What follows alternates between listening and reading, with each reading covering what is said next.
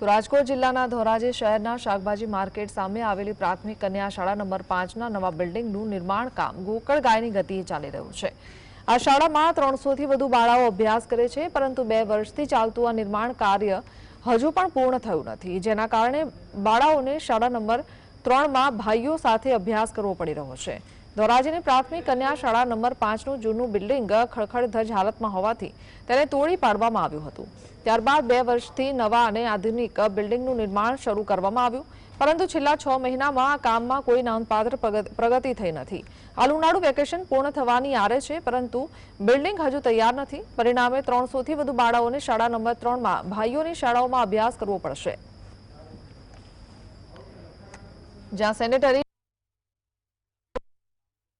મુશ્કેલીનો સામનો કરવો પડી રહ્યો છે, જેથી તાત્કાલિક કામ પૂર્ણ કરવામાં આવે તેવી લોક માંગ ઉઠી છે।